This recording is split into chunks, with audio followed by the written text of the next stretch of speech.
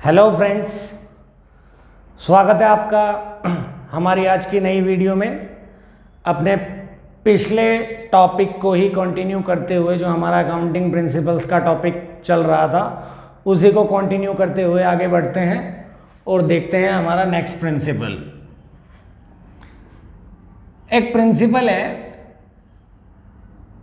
Principle of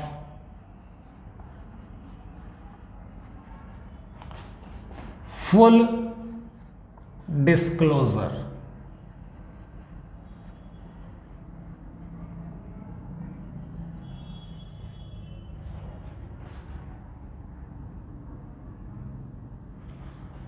principal of full disclosure, as the name suggest, full disclosure का मतलब होता है कि जो भी इंफॉर्मेशन है अकाउंटिंग इंफॉर्मेशन,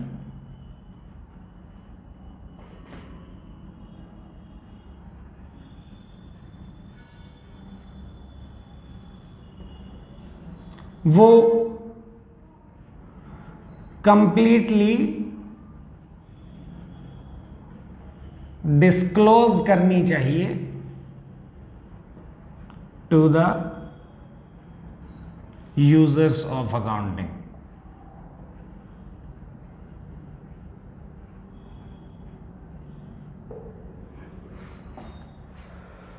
जो भी इंटरेस्टेड पार्टीज हैं, जो भी इंटरेस्टेड पार्टीज होती हैं, जो अकाउंटिंग इंफॉर्मेशन को जानने में, किसी भी ऑर्गेनाइजेशन की अकाउंटिंग इंफॉर्मेशन को जानने में इच्छुक रहती हैं, उनको कंप्लीट इंफॉर्मेशन देनी चाहिए।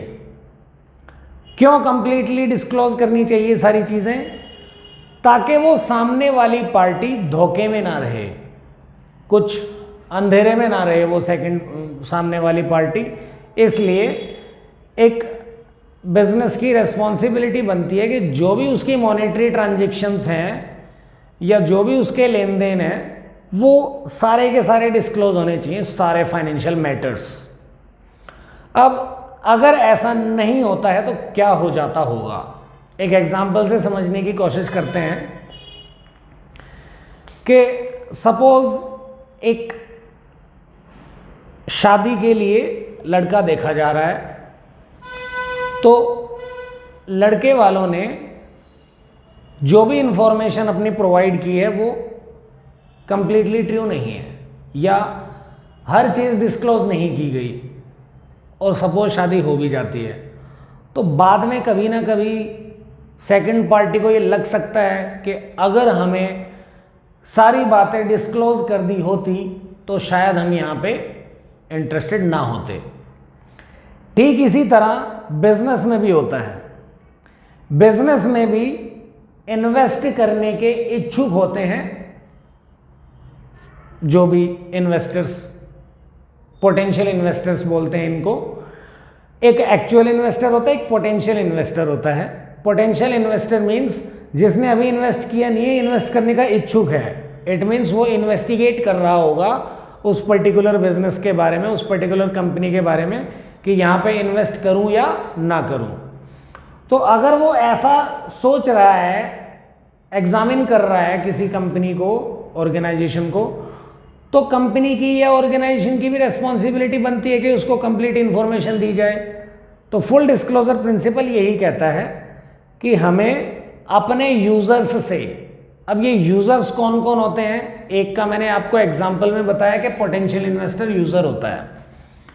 यूजर मीन्स जो भी आप में इंटरेस्ट रखते हो। जैसे हमारा सपोज रिजल्ट आया, आपका कोई रिजल्ट आया, तो हमारे रिश्तेदारों तक का फोन आने लग जाता है, क्या रहा क्या रहा क्या रहा। इट मीन्स वो हम इंटरेस्टेड पार्टी हैं हमारे लिए। ऐसे ही बिजनेस के अंदर अकाउंटिंग इंफॉर्मेशन को के लिए इंटरेस्टेड पार्टीज होते हैं। जैसे ऑनर, बिजनेस का मालिक ही इंटरेस्टेड पार्टी होता है। वो अकाउंटिंग इंफॉर्मेशन को ट्रूली जानना इसलिए चाहेगा कि उसने पैसा लगाया हुआ है, वो जानना चाहता है कि उसका पैसा डूब रहा है कि ऊपर जा रहा है। बैंक्स होते हैं, बैंक्स भी जानना चाहते हैं अकाउंटिंग इंफॉर्मेशन किसी भी बिजनेस के बारे में, क्योंकि उन्हें लोन देना है, तो कैपेसिटी है या नहीं है लोन पे करने की, इंटरेस्ट पेइंग कैपेसिटी है या नहीं है, वो उनको अकाउंटिंग इंफॉर्मेशन जानने से ही पता चलता है। क्रेडिटर्स होते हैं। क्रेडिटर्स वो पार्टी होते हैं जो हमसे उधार पे सामान, जिनसे हम उधार पे सामान खरीदते हैं। अब अगर उधार पे सामान खरीदा है तो कभी ना कभी पैसा भी वापस देंगे, तो ये हमें उधार पे तभी तो देगा जब इसे लगेगा कि हाँ पैसा वापस दे सकता है ये। गवर्नमेंट भी इंटरेस्टेड पार्टी होती है, गवर्नमेंट को टैक्स चाहिए होता है। अकाउंटिंग इंफॉर्मेशन को देख करके वो ये जानना चाहेगी या ये चेक करेगी कि ये बंदा सही प्रॉफिट कैलकुलेट कर रहा है या नहीं, सही प्रॉफिट कैलकुलेट करके उस पर सही टैक्स पे कर रहा है या नहीं। तो फुल डिस्क्लोजर प्रिंसिपल सिंपल यही कहता है कि हर चीज़ फुली डिस्क्लोज कर देनी चाहिए ताकि कोई भी इंटरेस्टेड पार्टी अंधेरे में ना रहे। अब एक टर्म होती है कंटिंजेंट लायबिलिटी।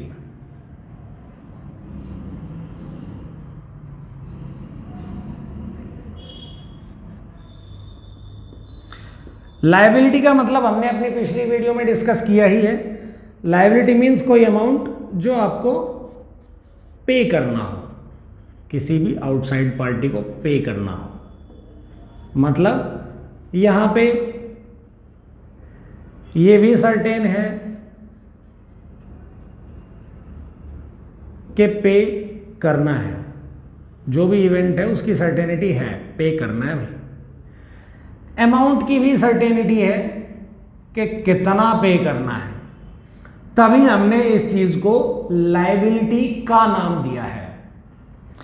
अब सर कंटिंजेंट लायबिलिटी क्या होता है? ये कंटिंजेंट लायबिलिटी ऐसी लायबिलिटी होती है, कंटिंजेंट का अकाउंटेंसी के पॉइंट ऑफ व्यू से मतलब होता है जहां पे संभावना जताई जा रही हो, संभाव्य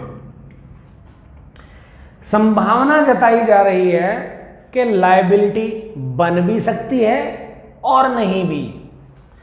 लायबिलिटी बनेगी या नहीं बनेगी, पैसा पे करना पड़ेगा कि नहीं करना पड़ेगा, ये डिपेंड करेगा किसी इवेंट के होने या ना होने पे। उसे कहते हैं हम कंटिंजेंट लायबिलिटी। सर एग्जाम्पल दो, समझ में नहीं आया ना एग्जाम्पल के बिना आपको? तो सपोज मेरा कोई केस चल रहा है प्रॉपर्टी का, तो उस केस में मैं हार भी सकता हूं और जीत भी सकता हूं। मतलब मुझे कोई पेनल्टी पे करनी पड़ भी सकती है और नहीं भी। तो करनी पड़ेगी या नहीं, वो किसी इवेंट के होने या ना होने पे डिपेंड करता है कि मैं केस हारूंगा या जीतूंगा। इस तरह की लायबिलिटीज को हम कंटिंजेंट लायबिलिटी बोलते हैं, जहां पे लायबिलिटी रहेगी या नहीं रहेगी ये किसी इवेंट के बेस पे डिपेंड करता है कि वो इवेंट अकर होगा कि नहीं होगा। आई होप आपको क्लियर हो रहा होगा कि ये एक्चुअल लायबिलिटी नहीं है, मात्र संभावना जताई जा रही है कि मुझे पैसा पे करना पड़ भी सकता है, पर अभी फिक्स नहीं है, कंफर्म नहीं है। कितना पे करना पड़ सकता है ये भी कंफर्म नहीं है। जब यही कंफर्म नहीं है तो कि पे करना भी है या नहीं। ऐसी लायबिलिटीज को ही हम कंटिंजेंट लायबिलिटी कहते हैं। सपोज हमारा किसी पार्टी के पास पैसा फंसा हुआ है या किसी पार्टी का हमारे में पैसा फंसा हुआ है, केस चल रहा है, हमने कोई सामान गलत रिसीव कर लिया था, पैसे दे दिए थे, सॉरी देने थे, तो हमने पेमेंट रोक के रखी है, केस चल रहा है। वो केस हम हार भी सकते हैं, जीत भी सकते हैं, बट अगर हार गए तो पेमेंट देनी पड़ सकती है। तो यहाँ भी लायबिलिटी बन तो सकती है, बट फिर वही के सस्पेंस है, केस हारेंगे तो पेनल्टी भरनी पड़ सकती है, अदरवाइज नहीं भी पड़ सकती है। तो ऐसी लायबिलिटीज़ को कंटिंजेंट लायबिलिटी कहते हैं हम। आई होप आपको क्लियर हुआ होगा। अब आप सोच रहे हैं कि फुल डिस्क्लोजर प्रिंसिपल में कंटिंजेंट को बता क्यों रहा है? कंटिंजेंट लायबिलिटी भी डिस्क्लोज होनी चाहिए अगर कोई कोर्ट केस वगैरह चल रहा है। तो सपोज किसी इन्वेस्टर ने पैसा पे कर दिया है, सॉरी इन्वेस्ट कर दिया है कंपनी के अंदर, बट उसे ये नहीं पता है कि यहाँ तो 1000 करोड़ रुपए का कोई केस भी चल रहा है। अब वो बन गया शेयर होल्डर, बाद में उसको पता चल रहा है कि कोई कंपनी का केस चल रहा था 1000 करोड़ रुपए का जो हार गई है, अब लॉस भी होगा, कंपनी को पे करेगा। तो वो इन्वेस्टर उस टाइम पे ये महसूस करेगा कि अगर ये बात पता होती तो शायद मैं यहाँ इन्वेस्ट नहीं करता। इसलिए कंटिंजेंट लायबिलिटीज भी डिस्क्लोज होनी चाहिए। अब कंटिंजेंट लायबिलिटी कोई ऐसी लायबिलिटी नहीं है जो एक्चुअल लायबिलिटी है, इसलिए इसको फाइनेंशियल स्टेटमेंट के अंदर नहीं, बैलेंस शीट के अंदर डिस्क्लोज नहीं किया जाता। अंदर तो एक्चुअल लायबिलिटीज ही आती हैं, बट एक इंफॉर्मेटिव सेंस में कि पता चल जाए कि कोई कंटिंजेंट नाम की चीज़ भी चल रही है साथ में, बैलेंस शीट के बाहर फुटनोट में शो किया जाता है। बैलेंस शीट के बाहर पैरों में, फुटनोट मीन्स नीचे बैलेंस शीट के बाहर शो किया जाता है कोई भी कंटिंजेंट लायबिलिटी अगर है तो। अब एक चीज़ होती है प्रोविज़न, वो और इसके आगे एक्सटेंड हो जाती है बातें।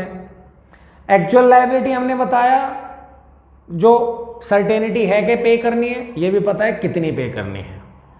फिर कंटिंजेंट हमने बताया कि सर्टेनिटी का ही नहीं पता है, भरनी पड़ भी सकती है और नहीं भी।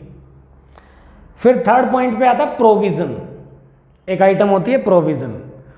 प्रोविज़न के अंदर ये तो सर्टेन हो जाता है, मतलब कंटिंजेंट लायबिलिटी को ही मैं और एक्सटेंड कर रहा हूँ यहाँ पे, कि अगर ये सर्टेन तो हो जाए कि पे तो करना है, कोई लायबिलिटी जनरेट होगी तो ज़रूर, बट अमाउंट नहीं पता है तो हम प्रोविज़न बनाते हैं।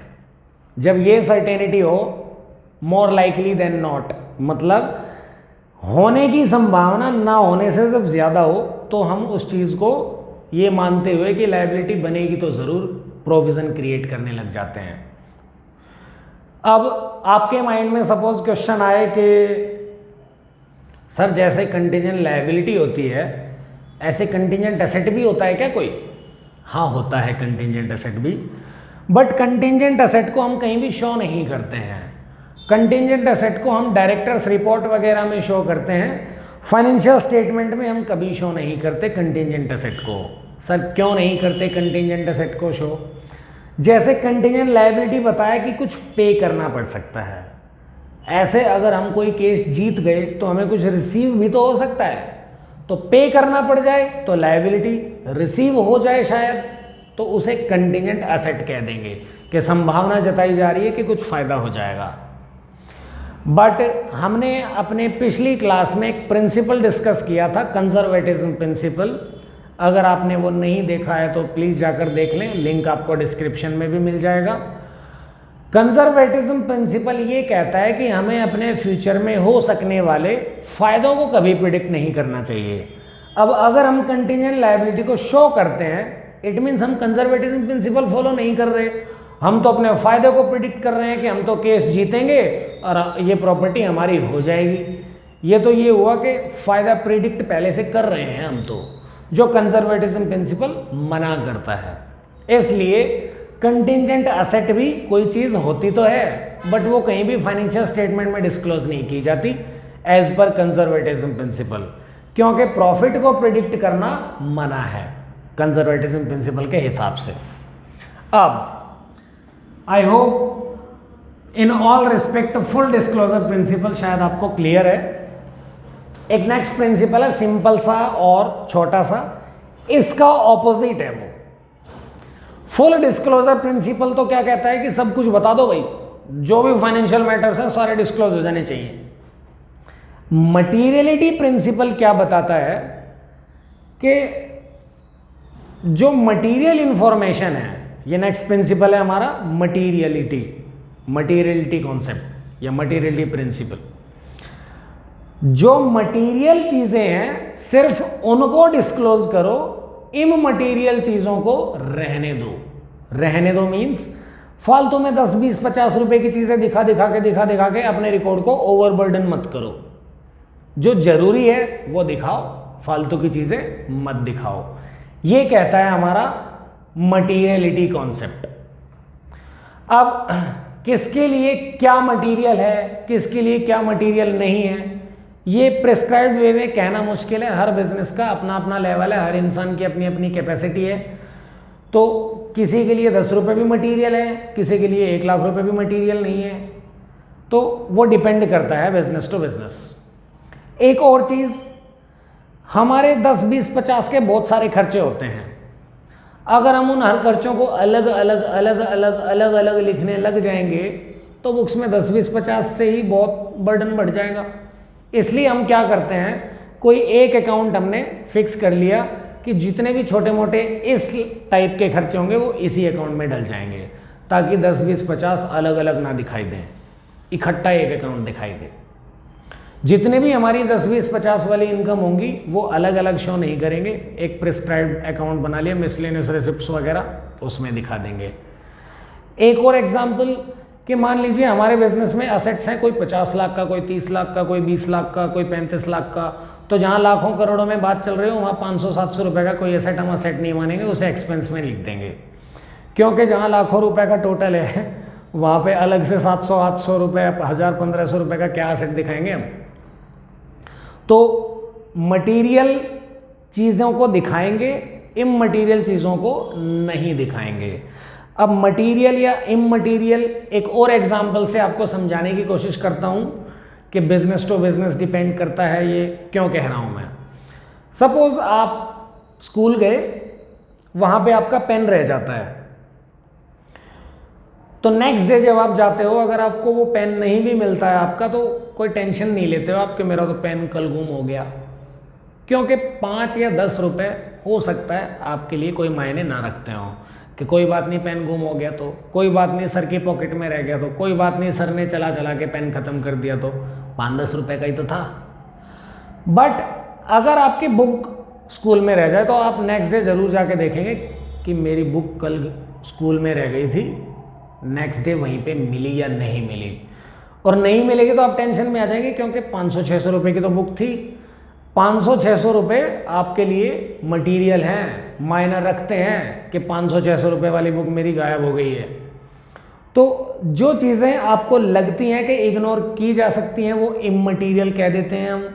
जो चीज़ें हमारे लिए मायने रखती हैं उनको हम मटेरियल फॉर्म में कह देते हैं। अब ये बिजनेस टू बिजनेस डिपेंड करता है, मेरे लिए हो सकता है 100-200 रुपये भी मटेरियल हो, किसी बड़े बिजनेसमैन के लिए 1 लाख रुपए भी मटेरियल ना हो, खर्च हो जाते हो तो कोई प्रॉब्लम नहीं। तो सिंपल सा पॉइंट हमने सीखा, फुल डिस्क्लोजर सब कुछ डिस्क्लोज करने की कहता है, मटीरियलिटी सिर्फ मटेरियल फॉर्म में जो चीज़ें हैं उनको डिस्क्लोज करने की कहता है। मटेरियल का मतलब बहुत से बच्चे ऐसे ही सोच के बैठ जाते हैं कि रॉ मटेरियल वाले मटेरियल की बात हो रही है। यहाँ पर मटेरियल की बात हो रही है, इंपॉर्टेंट महत्वपूर्ण चीज़ें कौन सी हैं, आवश्यक चीज़ें कौन सी हैं जो दिखानी जरूर चाहिए, उनको शो करेंगे हम। फालतू की चीज़ें दिखा के अपने बिजनेस के रिकॉर्ड को ओवरबर्डन नहीं होने देंगे, ये कहता है मटेरियलिटी प्रिंसिपल। तो आई होप आपको मटेरियलिटी प्रिंसिपल क्लियर हुआ होगा। 1 नंबर का क्वेश्चन अगर आ जाए कि फुल डिस्क्लोजर का अपोजिट प्रिंसिपल क्या है, तो मटेरियलिटी प्रिंसिपल है। फुल डिस्क्लोजर सब कुछ डिस्क्लोज करने की कहता है, मटेरियल चीज़ों को डिस्क्लोज करने की कहता है। अब अगर आपको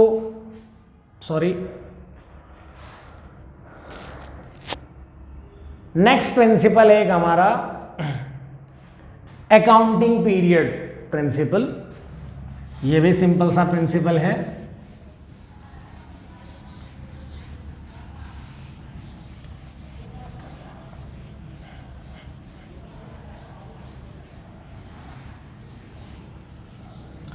अकाउंटिंग पीरियड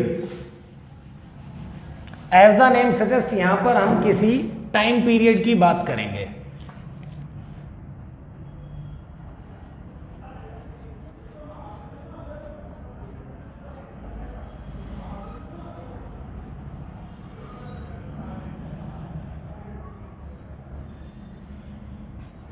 यहां पर हम किसी टाइम पीरियड की बात कर रहे हैं।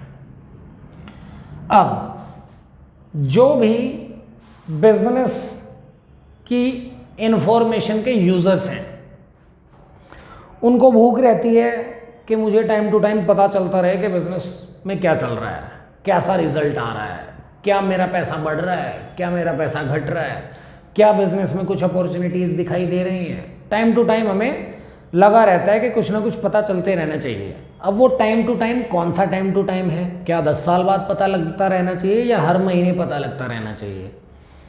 तो अकाउंटिंग पीरियड कॉन्सेप्ट एक टाइम डिसाइड करता है, दैट इज अकाउंटिंग ईयर, या टैक्सेशन के पॉइंट ऑफ व्यू से आप इसको फाइनेंशियल ईयर बोलते हो।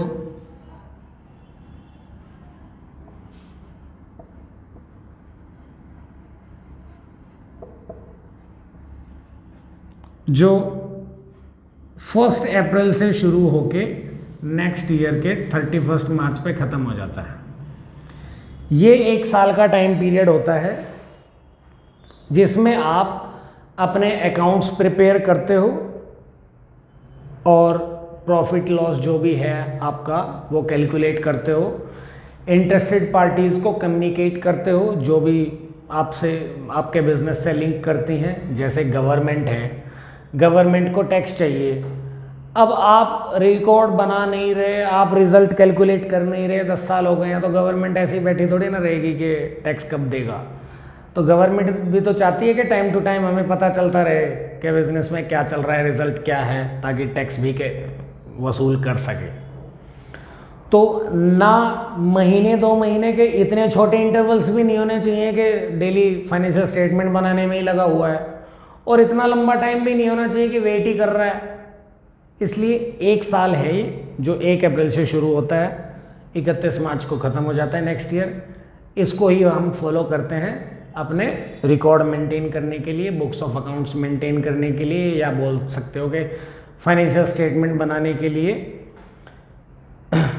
यही कहता है बस accounting period concept. That's all for today. I hope आपको तीनों प्रिंसिपल क्लियर हुए होंगे, फुल डिस्क्लोजर प्रिंसिपल भी, मटीरियलिटी प्रिंसिपल भी। हमने ज़्यादा एक्सप्लेन फुल डिस्क्लोजर ही किया है क्योंकि मटीरियलिटी उसका ऑपोजिट था, उसमें ज़्यादा कुछ बताने का नहीं था। अकाउंटिंग पीरियड में ओनली एक टाइम पीरियड बताना था हमें कि 1 अप्रैल से 31 मार्च वाला साल फॉलो होता है, जिसमें आप अपने बुक्स ऑफ अकाउंट्स मेंटेन करके प्रॉफिट या लॉस कैलकुलेट करते हो। क्योंकि एक बिज़नेस का निचोड़ जो है वो एक्चुअली में तो देखो तभी आता है कि सब कुछ बेच के अपने बैठ जाए, फिर देखे कि क्या खोया क्या पाया, लगाया क्या था, आज क्या है। अब as per going concern principal, बेचने के लिए या बंद करने के लिए तो बैठे नहीं है बिजनेस तो हम यही सोच के चल रहे हैं कि गोज ऑन फॉर एवर, हमारा सालों साल चलेगा। अब सालों साल चलेगा इसलिए ये भी सोच के नहीं बैठ सकते कि सालों साल बाद ही कभी प्रॉफिट या लॉस कैलकुलेट कर लेंगे। टाइम टू टाइम रिजल्ट जानने की इच्छा तो रहती है, इसलिए ये टाइम टू टाइम वाला जो फंडा है ये 1 साल में आके ब्लॉक होता है कि 1 अप्रैल से 31 मार्च के बीच के टाइम पीरियड में आप अपने बुक्स ऑफ अकाउंट्स मेंटेन करिए। हर 31 मार्च फाइनेंशियल स्टेटमेंट बनाइए, प्रॉफिट कैलकुलेट करिए, इंटरेस्टेड पार्टीज़ को कम्युनिकेट करिए। That's all for now. अगर आपको हमारी वीडियोस पसंद आ रही हैं, आपको लग रहा है कि हमारी वीडियोस देख करके आप कुछ सीख पा रहे हैं, तो प्लीज़ हमारे चैनल को लाइक करें, वीडियो को लाइक करें, चैनल को सब्सक्राइब करें, शेयर करें। Thank you.